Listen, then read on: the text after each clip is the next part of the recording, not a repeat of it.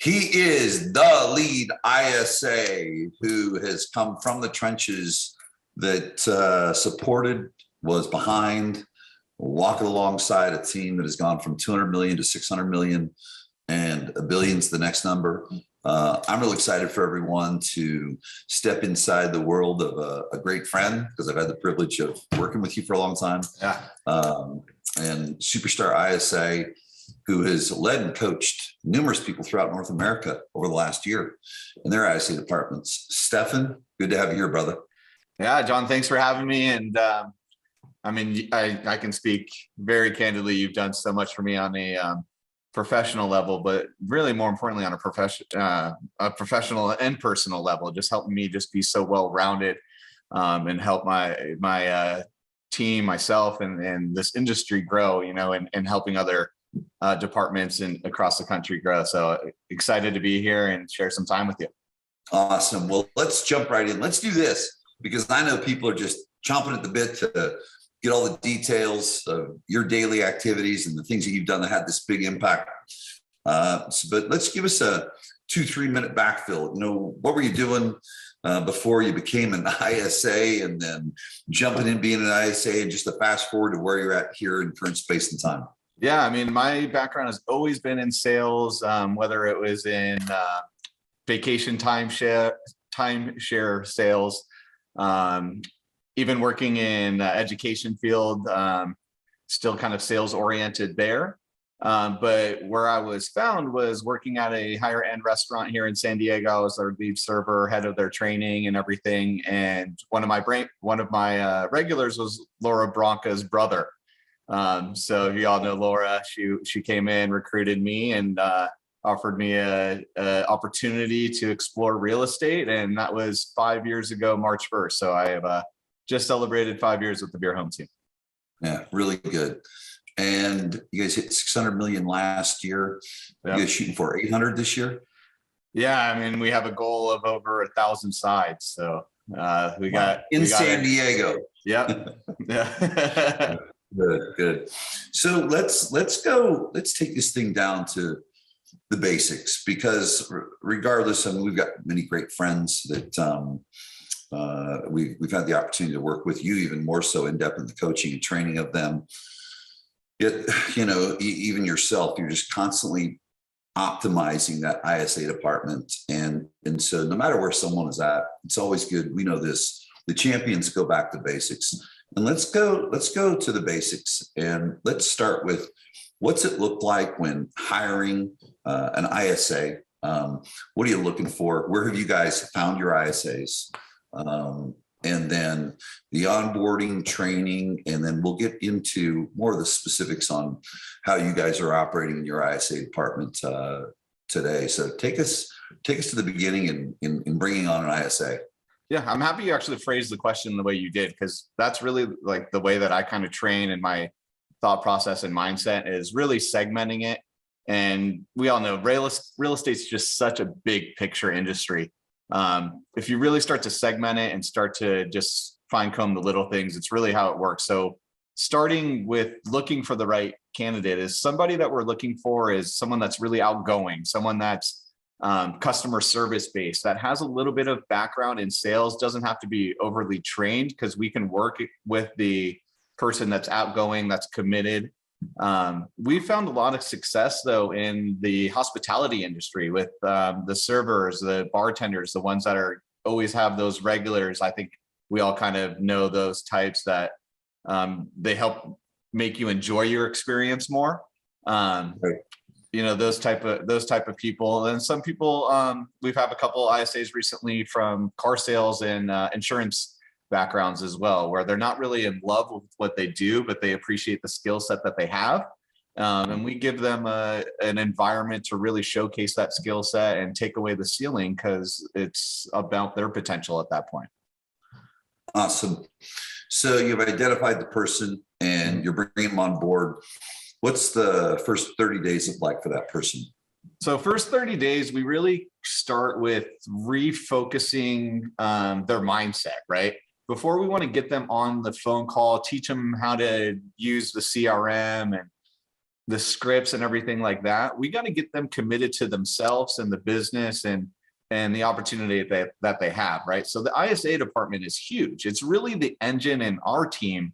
We have a 7-figure marketing budget, 13,000 plus leads come in through that. So we need that ISA to understand they're the engine that's going to really keep that lead moving and working to get agents working clients. So it really starts with resetting their mindset, getting them familiar with 8 characteristics to really dive into the job. One being commitment. Second being understanding the repetition that it takes for the job. The third is the habit that's created. I think, John, you're really into fitness, right? What happens when you start your fitness routine is you have your schedule for working out. I see you with your meal preps and everything. It starts to create a habit. Even as you're going on the road, it's just second nature for you because the habits developed. So we get them to that point, right? From there, we have somebody we can really work with. Now we can start to introduce the next part of that 8-step cycle, which is building skills, right? Which is going to start to build confidence, which starts to bring, in my case, I can speak very openly, a little bit of fear because it was a new type of environment, working with a team that just top in San Diego. Now I'm doing all these different things. My schedule's changed. If you didn't have that little bit of fear or anxiety, you weren't in I felt like I wasn't in the right place. That's when I knew I was in the right place, right? Getting them to that activities. Now they're on the phone. So they have the activities and they're producing, and then we can start to measure their results, which is, their wins and losses versus what the company standards are for them. Really good. And so the 13,000 leads that are coming in, what are the sources that you guys have where those leads are coming in from? So we have our company driven leads, and that's really where my job now as the database and lead conversion manager is one of the main focuses is on those company driven leads. So the highest spend to get the most return out of, those are going to be leads like our radio, right? So we're on a couple different radio stations here in San Diego. Our Zillow Flex, obviously.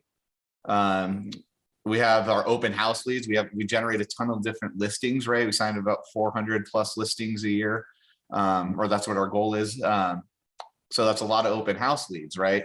Homelight, San Diego Home Finder, which is our Beer Home Team website. It's the most trafficked agent-owned website in the county.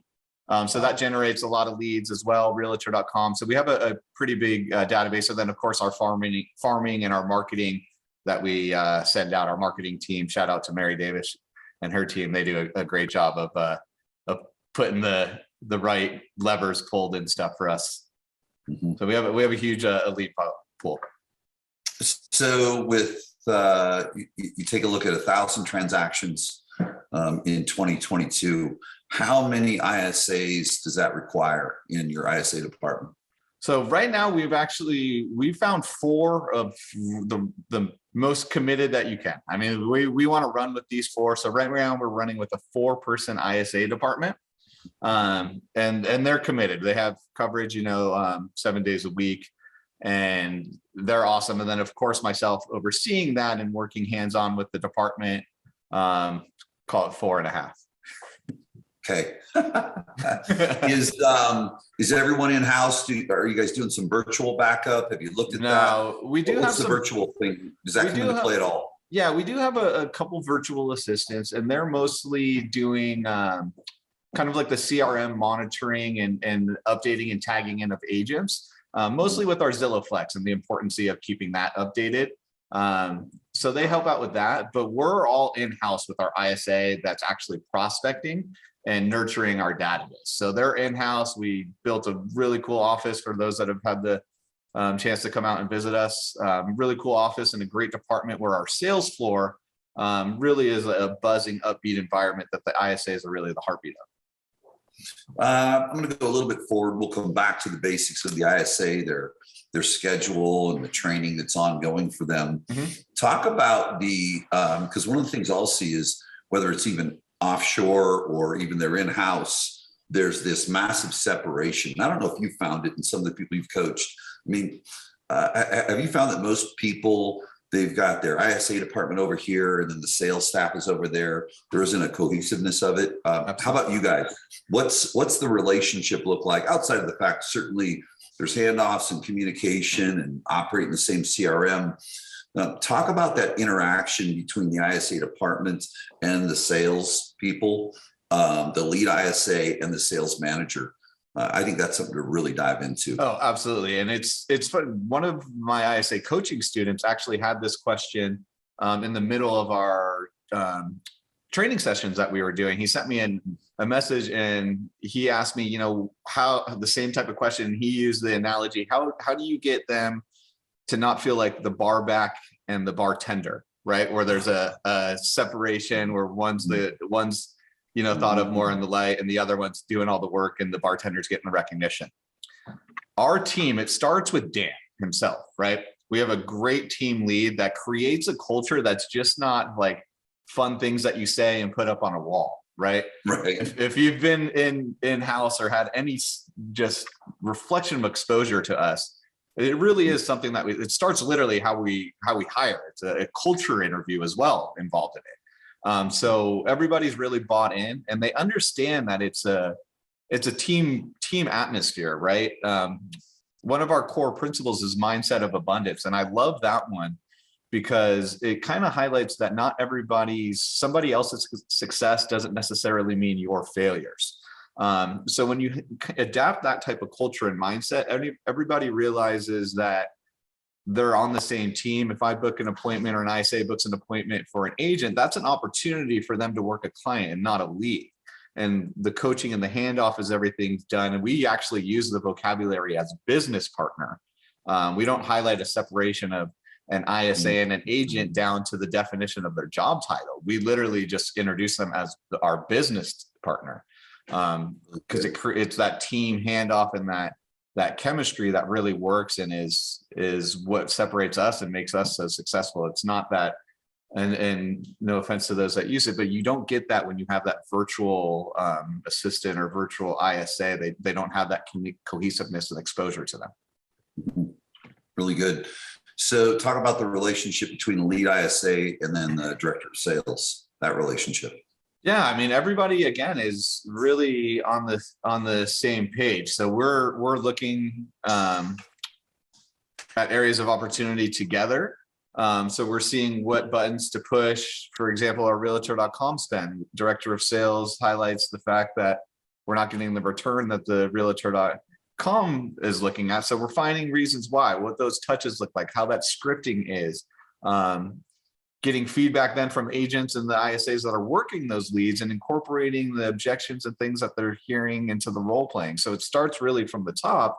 And the fact that our cohesiveness and our teamwork is the way that it is, everybody, you know, again, to segment it, an issue like that arrives at the top and now it's funneled all its way down to where we're actually hearing what the objections are in the phone calls, presenting those into our daily role plays, and highlighting right away areas of opportunity for improvement and to see what's going on and how we're going to attack those moving forward. Yeah, really good. An ISA is up and running and you've got your 4 ISAs, which you do. You've got I call them my stallions, right? Feed the stallions, starve the ponies. Appointment assassins. Is what okay. All right. Good. Yeah. Good. What's their outside of their call schedule? Because I want to break that down too, so people can see, you know, what's the perfect day for an ISA in your environment. Yeah. What's their training schedule look like, and or maybe practice schedule on a weekly basis? What's that look like on an ongoing, so you keep them in mastery? Yeah. So when they're onboarded, one of the cool things, I mean, you obviously know I have the 6-week 12-session ISA training video. So I'll sit down and I'll watch that with them, or I'll have an ISA if they're not hired in a group, or we'll tend to hire them in pairs. Someone is going to sit and watch that with them because it's beneficial if you've seen it before or haven't, and you learn better with somebody else. So they'll watch that together. They'll also sit in on any like consultations that agents are having as quickly as possible, because they're hearing now the back end of what the front end work of what they're doing, right? So it kind of starts to tell a picture. And again, it's big picture question and working your way backwards. So we start with them getting exposure to what a consultation looks like, to what a listing appointment sounds like, them understanding what our resources, our selling programs, our buyer advantages, all the different stuff, where our farming is, so they understand where the most important leads are coming from. And then we make it as streamlined as possible of showing them a daily roadmap of when they're actually on the phone, of not like having to click around Salesforce or whatever CRM you're using. And there's nothing worse than wasted time and them not knowing who to call or where to call or what the most important phone calls to make are. So we've created a hierarchy of what we've determined are the most important calls in the order in which you should work your day to make sure those lead buckets are getting contacted. And then the scripting and everything, obviously, of what's being said to those calls down to like the actual lead source. If it's this kind of lead source, like this is the mindset that they have, this is how to call them. So there's extreme coaching layered, again, segmented down. And then daily role play for the team available as well. We do that Monday through Friday, 9:30 to 10. When we have a cool triannual section, like your Agent Academy section, where it has kind of like a reference, a table of contents of different material that you can reference as well. So it's not just this blanketed, here's how you handle a lead. You guys have really drilled down to the specific type of lead, how that is handled. Absolutely. Every part to that. Yeah. I mean, we could go for days in that space, but just give us kind of some general discernment between a couple different type of leads of what that might look like. Okay, so think of one, I mean, everybody, one of the most common ones is like your Zillow lead, that internet buyer. This person, you got to get yourself into their mindset right away. They're typically not committed, right? Because why would they be on a public space with public properties available if they don't have somebody that's directing them anyways? We're not to say that the clients that we're working with aren't on Zillow looking at spaces, but they don't necessarily need to be. We typically find those of agents. Yeah, I have an agent that showed me a couple homes, or no, I just started looking at these properties. So helping them understand, one, right away, that that is just a site that's publicly available for everybody else, that's what everyone else sees, and that there's more options and inventory besides just that. So when you understand that from the overall perspective before the phone call even starts, now you can start to ask questions that make sense to gather the right information to get to the point where it starts to be like, okay, well, that's why Zillow connected you to us, because you've told me this, that, and that. So now, you understand we're the best fit for you. And what that kind of sounds like, John, is first of all, you've already identified, you've done the agent's work for them because you've already picked a property for them to go see. So an agent already has, half their job done. So now what you need to understand is when they want to go see that home, and you use the ALM scripting for that appointment. When do you want to see it? Location, why this area? What did you like about this home? And is this the only area that you're looking for? Right now, you've asked that question because you'll start to understand one type of buyer they are. And in my training, anyone's that sat through the ISA training, they'll identify themselves as one of the big three: a first-time home buyer, an experienced home buyer, or an investor. And I think we can all agree that your vocabulary now changes once that person has identified themselves as one of those three categories, right? John, if you're a first-time home buyer, I'm not going to say things like, and John, when we get into your first home, when we get into escrow and we start looking for requests for repairs and removing of the contingencies and the final walkthrough and inspections, and your head's going to explode. You've never done this before. You're like, what is he even talking about? But someone that's experienced, that's purchased a home before, can understand that. So it's getting to understand that Zillow buyer. Who are they? Why are they on that site? Which one of those three are they? And how can we use our vocabulary and our question sequencing to help them understand this is why Zillow connected you to us? Now you're building rapport on a conscious and unconscious level, right? Two different things there. They understand they're talking to an expert and somebody that's authoritative. Plus now you're speaking their language, so you're going to relate with them. And now you have an opportunity to book the appointment for the showing, but also get a client for future opportunities. Now all their eggs aren't just in this one basket, and they're not back on Zillow looking for another opportunity with another agent. Really good. I get the privilege of being inside many organizations. And, I was telling, who was it? Someone I was talking to, a friend of ours this morning. Said, we could line up 10 different team leaders and 10 different sales managers, 10 different operations managers, and they're all going to do it a little bit differently, right? And they're all right because it's working for them. When you take a look at your organization, Zillow has their KPIs, and are there outside of that? I've got some people where we're obsessed with purely average reach out attempts. What are your key pieces that in your experience as an ISA personally, as a lead ISA? What are the things that you're looking for the most that can tell you, something, this person's nailing it? Certainly the closing is critical. I mean, that tells us everything. Of course, that's where the agent comes into play too. Yeah. But what are some leading indicators when you're working with an ISA where you can say, okay, I can see some things here before we even get any further down the road that show you concern, that you would say you're most obsessed with in leading an ISA? So I have four metrics that I hold them accountable to, right? And they're super important. We sit down. When I send a weekly scorecard out at the end of the week, I'm keeping in mind these metrics and how they're pacing for the month, tracking towards them, right? So metric number one, and I know this one is below industry standards, and there's a reason for it. 80 outbound dials a day, right? When I already talked about earlier, we're not a team where they're looking through the database, calling leads that they're not getting activity-based results on, right? They know their hierarchy. They know their lead follow-up and who they're touching and their consistent nurturing, and they're having conversations, right? So 80 outbound dials is a minimum that we require daily for that. But you should see the activities and everything that's resulting in that. I can use Edwin as an example. Monday, 85 dials, 9 appointments. Whoo! Right? Wow. So he knew that he was booking a lot of appointments, but he's committed to at least making 80 dials a day. So he stayed on the horse. A lot of people would have been like, 6 appointments, I'm good. Let me just go into a bucket where people probably aren't going to answer. I'm going to get my dials up. It's going to look like a good day all around on paper. Or could have said, hey, I got 7 appointments. Yeah, I only did 50 dials. Like, what do you want from me? He stayed committed, got the 89 appointments. That's the type of person, when it goes back to this initial thing, that mindset and that training, they understand the importance of it. So metrics number one there. From that, with that type of activity and output, you should be able to be getting 30 appointments met a month, right? So that's another metric. So we'll see if they're tracking towards that.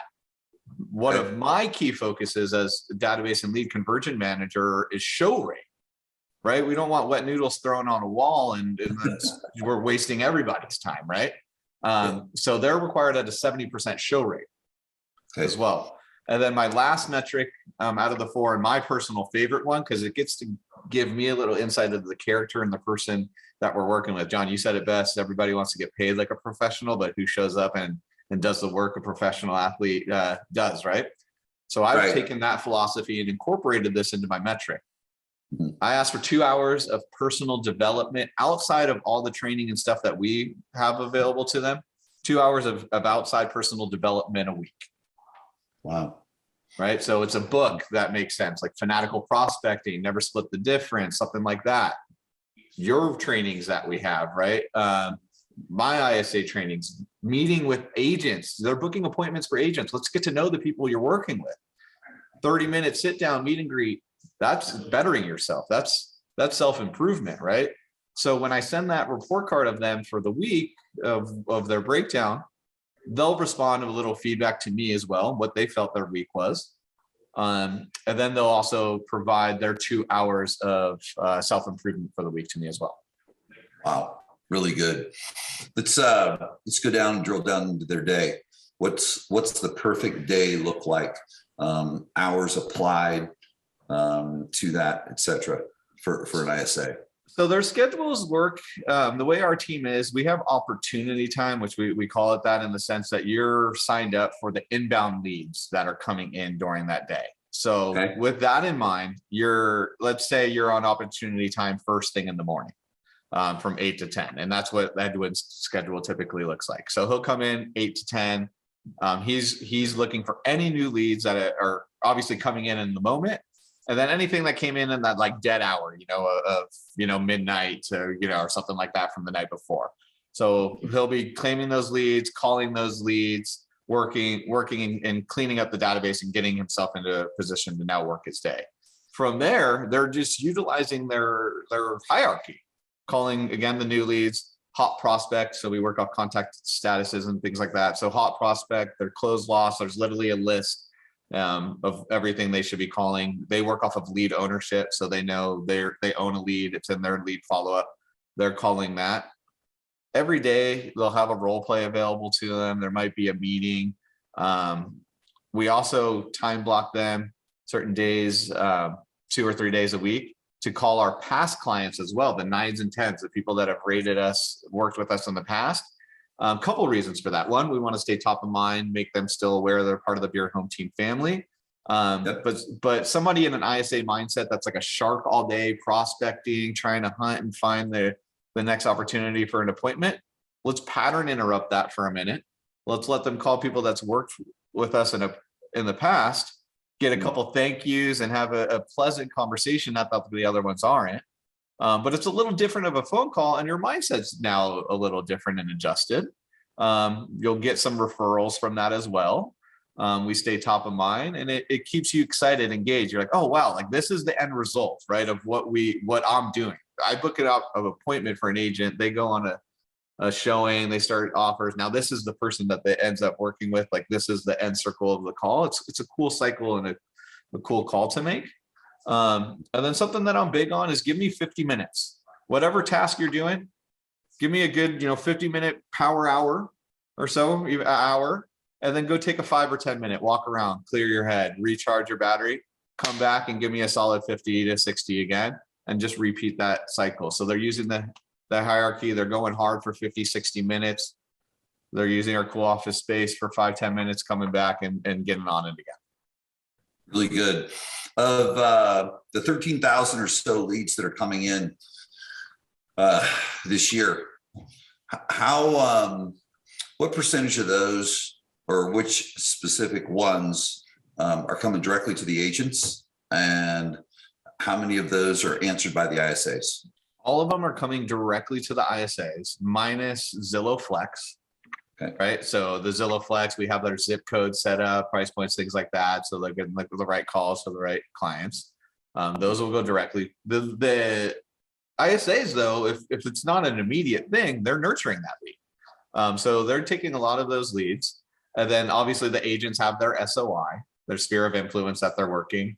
And then we have lead rules around open house. If you go host an open house, you have a certain amount of days after the weekend that you host it to contact those leads. And then that goes into the general pool, and those smart ISAs know when that day is that they're open to start calling, and they'll get in that bucket. But a good majority, 90% or so, are directly to the ISA department.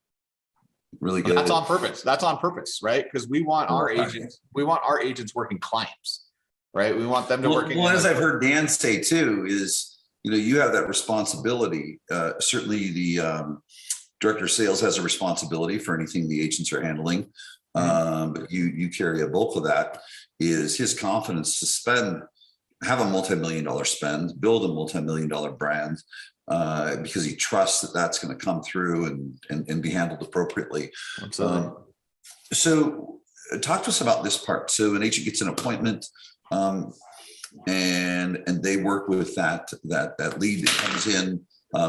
How long do they keep that lead? Do they get to keep that lead? What's all that look like from that point? They do an appointment, say they don't write an offer. Yeah.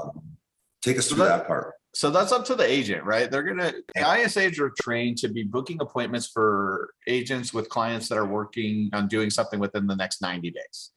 Right. That's kind of like the base bar of what an appointment and something that should get moved from an ISA to an agent. Right.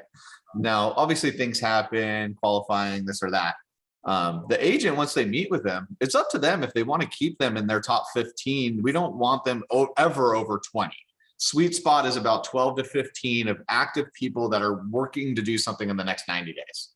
You're still working, you still have a lot of opportunities, but now you're focused on converting those. right? So it's up to the agent if they want to keep them as part of that 15 to 20 that they're working with, keeping them in their world, or if they want to deem that it's more appropriate for the ISA to continue to nurture and follow up with. So our training down to like the initial phone call and interaction that you're having with the lead is future pacing that our team works in a sense that it's not one person wearing a million different hats, right? That's actually why we're so good, is because we have the right people in the right seats, the right systems and processes. So it's down to the handoff and the scripting. In the very first conversation, John, if you were a lead and I'm speaking with you, where are you looking for a home? Oh, Escondido. Oh my God, Escondido. That's actually where one of my business partners does a ton of businesses and has been super successful with. What is it about Escondido that you're interested in? But you hear what I did there is I future pace that. I know I'm not booking this appointment for myself as an ISA. So let's future pace that appointment that you're going to hand it off right away.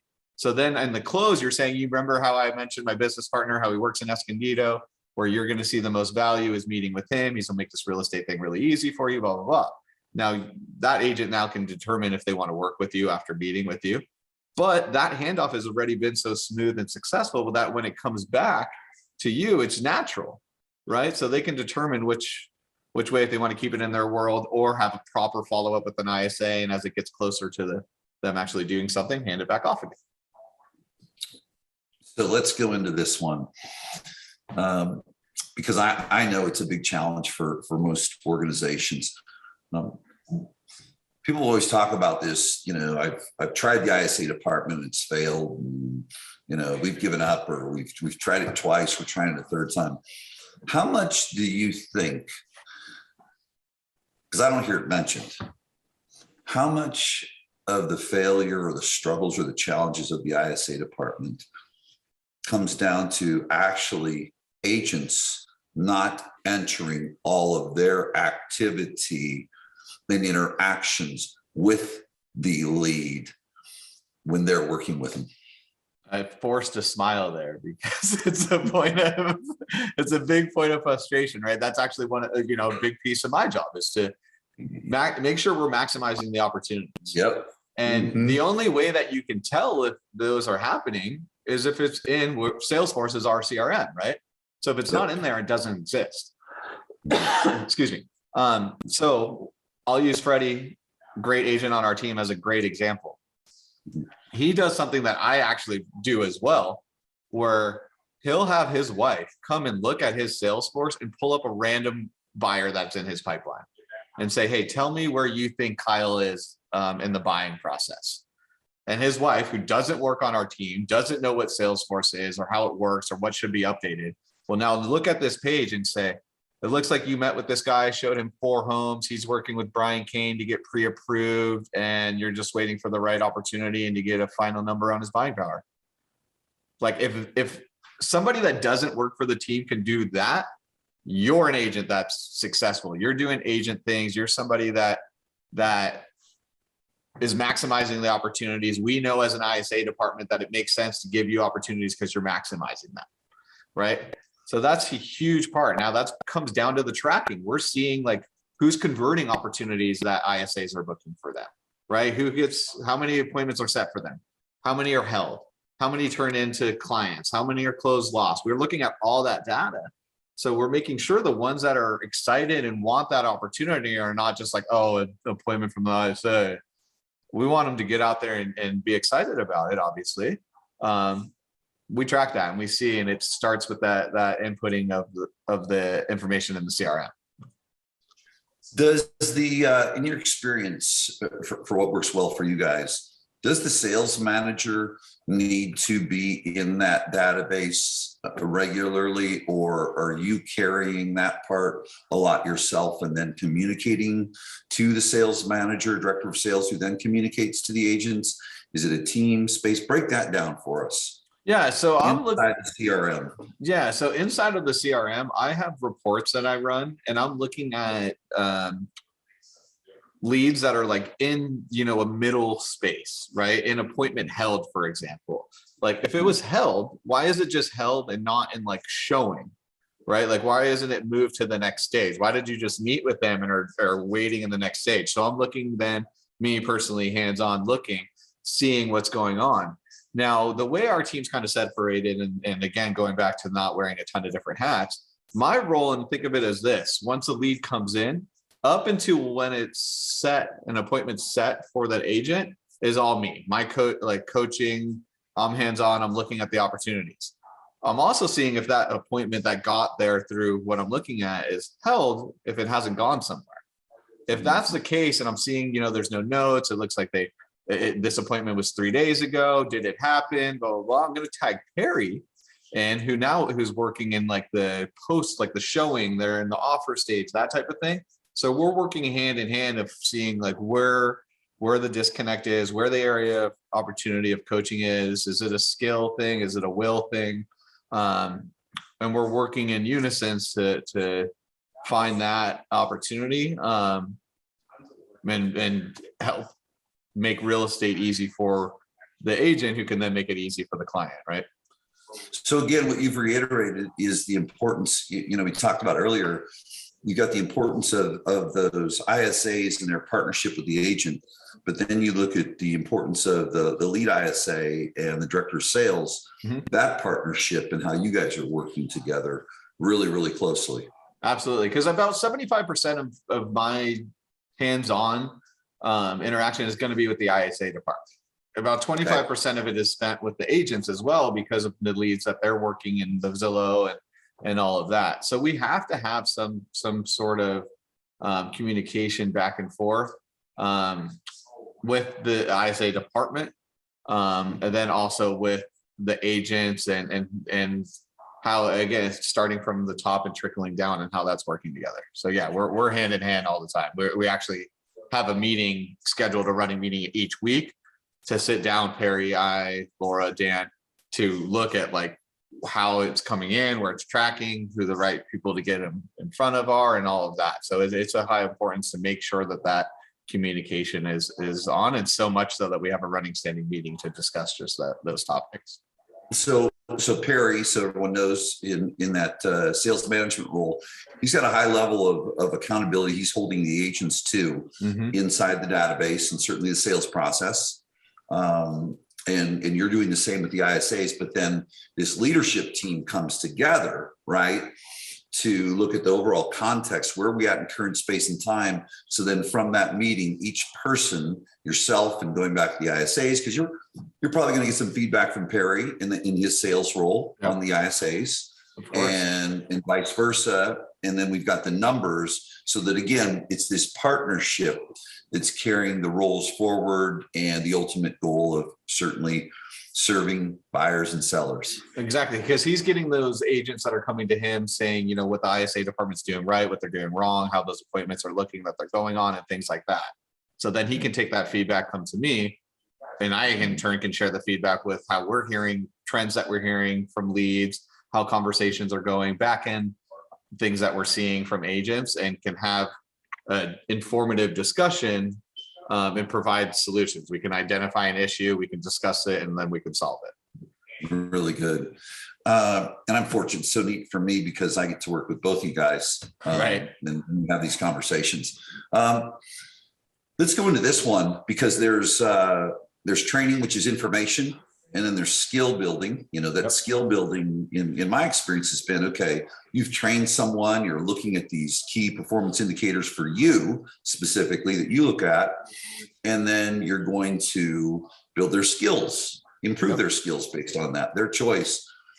Talk about the nitty gritty, because so many people think you can just run numbers at people. And certainly numbers give us the direction that we need to go in with someone. What have been your biggest lessons, along with those lessons, and passing them on to other leaders in holding people accountable, leading? Where, if you look at it, looking back, what has been your biggest challenge in leading other people? What's been your biggest challenge in holding people accountable? What have your lessons learned been in that space? I think for me, my biggest challenge personally has been, I'm a teller. Like I was always trying to tell people, I was always trying to tell people what to do, especially things that for me come naturally easy, or that I've taken a lot of time to get better at, that weren't. because I put the work into it. I have little patience for things that are lack of will, right? I can teach for lack of skill, because I can help train and coach, and I'm open to feedback into for lack of skill. Where I find issues is the lack of will, the willingness to do something. And then I find myself telling and coming more at an attack instead of making a person have self-realization. And you personally have done it worked wonders of me of not only helping myself become self-aware of that, but of how to approach that. Right. I think even in the last 30 days, my experience and improvement in that has been huge. And that's something that like not a lot of people even get a chance to understand and realize of how important self-discovery is, and the willingness that comes then from like your want to improve, right? It doesn't come from somebody telling you what to do. So Yeah, I was asking, well, how's that? huge. Yeah, how's that one working out for you, thinking you're going to make someone productive or make someone do something? You can't, right? What you can do though is help them understand what their end goal is and what their want and their why is, right? And if you can help someone understand their why, and now you have exposure to understanding your why, you can build motivation from that, right? So I'm not asking, how are things going with your numbers or if your outbound calls. It's how are things going with you working down on your student debt or planning for that family vacation that you've always wanted? Well, what activities are you putting in to get to that? How committed are we? How would we know? Right? Sounds familiar. But that's huge though. It's not just something. It's familiar because I don't think any of us have created or invented, I'm just a vessel that passes it through. I was like you. I mean, it's amazing what you're doing at such a young age in business, because you really are young in business. When I learned, I thought it was tell. This is how you do it. You should understand how to do it. Why aren't you doing it? Yeah, why aren't you doing it? And as basic as it seems, it's really advanced leadership. And I think it's a real key piece. I mean, you and I could sit and go through all the strategies and tactics of handling a lead, and the information's all out there. But I think the real skill is how you lead another human being. Talk about how you've handled it when you've blown it with someone. Maybe you've sent an email to one of your ISAs, or you had a meeting with them. How do you handle it when you go home at night or you reflect the next day and you knew you blew it as a leader with them? You were maybe top down. Yeah. You were judgmental. Your tone was wrong. Share with us how you handle that. So it actually happened just a couple of weeks ago. I was pretty tone deaf to ISA that had a conversation that I felt was an easier appointment to book. And it felt like to me that they were disinterested in the conversation for whatever reason. Keep in mind, I can't hear I wasn't listening to the other person either. Right. So I assumed everything, didn't have a conversation and understand where they were coming from. And was pretty naive to the approach that I had, to the sense that like, I didn't think it was anything wrong, but looking back on it, the conversation just happened. It was like, hey, why wasn't that appointment booked? What happened? And it was pretty attacking based instead of information gathering based, which is completely contrary to how I train like a phone call to have. Like I should be applying that. I should be applying that same thing. I think there's, whatever was going on in that day. But going home, no one brought it to my attention as I'm driving home. And I'm realizing, looking back on the day, of like, dude, that wasn't the right approach. Let's let it sit. Sent a message out later on that night. Hey, I want to acknowledge what happened earlier and take responsibility for the approach that I'd have. And I respect you enough to send you this message, but also to leave it there and have the rest of this conversation in person. I didn't want it to lack emotion, right? Which a lot of times would happen via text. And I also wanted to respect their personal space after work as well, and not feel like they had to commit to the conversation then. And then the next day, made sure I took them aside, let them know I acknowledge the coaching opportunity for me there. Let them know as happy I am to coach and share my knowledge base with them. I need to be open and accepting of learning as well. And the only way I'm going to do that is with feedback. So we had a great conversation. I think we're extremely stronger just from there. But it started with self-realization and putting myself in the other person's shoes, and it's cliche as it sounds, kind of doing the right thing from there. You're right. It's leading with discovery and curiosity. The leader that comes forward with humility, vulnerability, and transparency. And I know in working with you personally, what's pretty neat is that's who you are. I mean, you've got this white belt mentality. I think that that's really, really important. Appreciate that. And gosh, we've known each other almost 3 years now, I think. Yeah. Yep. And even in and I want to express this so that the people will really hear this. I think that as you look at identifying whether it's a leader who's a lead ISA, who's someone is an ISA, has been an ISA, has gotten big results, is someone that will maintain that white belt mentality so that they can learn, but also acknowledging that as you're leading other people. Let's do this. So many people get so caught up in innovating that I'll find a lot of teams just in their general operation that don't grow. You guys have a proven track record of growth. You'll continue to. Yep. Is that they're always trying to innovate. And they're changing past mastery. One thing I know with Laura there at the helm, now we've got Dan, the visionary. I mean, ideas, which is beautiful about Dan. Of course. But I know with Laura there, operating the organization, I mean, mastery is a key piece. Yet you guys are constantly innovating to meet the consumer where they're at. Looking at your ISA department a year ago, looking at the consumer's expectations, looking at what has worked, have there been any changes while staying in that space of mastery, those core foundational principles? Has there been any innovation to the level that you need to meet the consumer's needs at a higher level over the last year? Talk to us about that. Absolutely. I mean, COVID is a prime example of it. People's just philosophy, mindset, and everything, just the things they use, Zoom, in person, like the whole world is different. So if you stayed rooted and we do it this way because we've always done it that way mentality, you're going to get smoked. You're done. You're done. So you have to adapt, right? So we've really focused in just, again, segmenting it, understanding who the consumer is now, that we don't have to press for that in-person consultation like we always did. We can be more of that, like that app friendly, meet in the moment, use the showing as the driveway for your consultation type, tweaking your vocabulary, completely removing your agenda, because people were lacking such human interaction and the warm and fuzzies for so long that the last thing they want to do is hear you sell and tell shit on them, right? So you need to remove your agenda and find the way that you're talking to somebody to come from a place of curiosity instead of a place from agenda drivenness. So then it helps somebody eliminate their sales skepticism, right? And it goes back to you clicking on understanding that you're working off a conscious and unconscious rapport with them, right? So our training just really, we didn't reinvent everything. We just hit the refresh button and got caught up to speed to what the modern day situation was, right? So we adapted, we overcame first because there was obviously challenges, adapted, and then we didn't sit around and get ready to get ready. We implemented.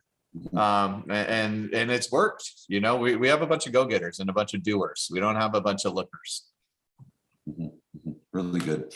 What in 2022, it's December 31, 2022, and you and I are having a conversation, which we will at some point in time in our journey of working together and friendship too. What does the Beer Home Team ISA department look like on 12/31/2022? I mean, I don't know if we're growing. I don't want to speak on growth as far as taking more people in, but I think production wise, I think the numbers are increasing, right? We're that 30 minimum appointments is that bar is up higher. That 70% conversion rate, that bar is higher, right? It's just like we're to a spot where it's just so systematic and moving that it would be literally like me bending down and tying my shoe. I wouldn't have to stop thinking. We're in a place like that. That's what I envision the team looking. We have a strong base of agents that understand the engine that's behind them, and the cohesiveness and the team chemistry is even up further. And then that allows the marketing department to just fire and know with confidence that they have the backstop to grab what's coming. Good. Got one other question for you. And this is pretty neat because, well, I think it's neat, but because I think it's important. If you take a look at let's take a look at the last 3 years. Again, we know that Dan's a visionary and always staying out in front. Would you say that you guys have spent more time on concern of lead sources, or do you think it has been, John? I mean, the leads come in. Certainly, we're looking at that, but it is more of the skill sets around the lead sources. We have just obsession with that. If you were to break down the percentage of those twos of energy. It's 50-50. I think it's 50-50, right? Because our marketing, we want to put the right marketing message out for what we're getting a response to, right? Those radios, the billboards. And you're the closest to the response. I mean, yeah, there's numbers, but you're the closest to it. I mean, you've got the pulse. You feel it. So a lot of our marketing message came down to conversations that I was having with Dan, and the frustrations that the buyers that we were experiencing, or the sellers, right? People knew. So wait a minute. So let me stop right here. I want people to hear this. So, Dan, who's a master marketer, we know that, but a key piece to Dan's marketing messaging and choices he makes comes from him tapping into the conversations that you guys are having in the ISA department. Absolutely. Is that what I heard you say? With 100%. I mean, that guy, he trusts what we're telling him. I mean, we're the ones that are having the conversations, right? We're speaking to the 13,000 plus leads that are coming in. So he needs to trust the conversations that we're having and catering that marketing message to them. Of course, we've always had that guaranteed sold program, and that's what every agent does, is guaranteed to sell your house. And that's the message, is a reason for the phone to ring. Conversations and having with me and the ISA department is that message needed to be tweaked in the sense that people that were ready to sell their house were scared to, because they didn't know where they were going to go. Right. So you know what our marketing message is now? Buy before you sell. Yeah. Guaranteed rent back. Right. It's two of the biggest things that alleviate that seller concern, is getting ahead of that. Right. So he's taken what we've told him, catered his marketing department, or his marketing message, which now his marketing department has now taken that message and gone and fired with. Mm-hmm. And what did he posted something yesterday or last week, 19 listing appointments in 5 days in a low inventory market. You think that marketing message worked? 19 listing appointments in 5 days? In 5 days from 4 ISAs. 4 ISAs. Yeah. So let's expand on that too. Okay. And so they know, people just assume it, but I want them to know, because that's where, again, where it's so fortunate for me and getting to spend time with all of you. Mary, who's, the brilliance in marketing, right? Like the conversations with the ISA, lead ISA yourself, Mary, Dan, that collaboration is super, super critical. So then in turn, we come back to someone like Dan. It's not a calculated risk. It's a calculated decision. It's a choice, because we've got and I think it's two parts, because we can look at numbers. We've got the mind of the lead ISA, the mind of the marketing director, but we've also got the heart. We've got the feel of what's happening from that consumer that you guys can respond to and make a choice and stay out in front. Well, it's the same thing that we're telling our clients, right? Like, Dan's now making decisions based off of facts instead of just off of feelings, right? Yeah. That's the same message that's the same message that literally something that we say in closing when we're talking to a lead.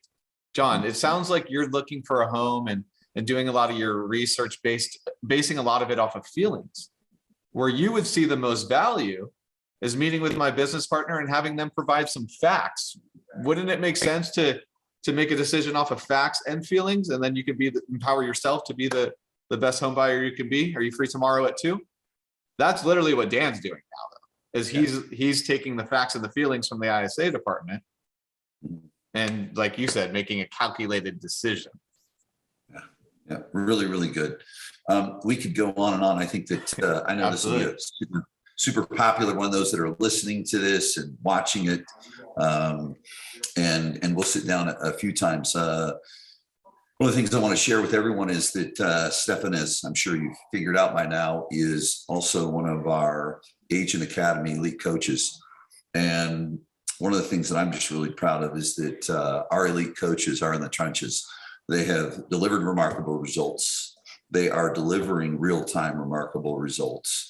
And Stefan has spent the last year, actually, it's March 13th. March 18th was when we did the ISA playbook. Yep. Because it was on my birthday, March 20th. That was the last day of it. Yeah, that's right. We had to do some negotiation. I think you scored a golf trip or something. Yeah. I was supposed to go to Park City that weekend, and for my birthday, we had to reschedule. Yeah. Good memory. Yep. Full circle now. So my birthday's a week from today.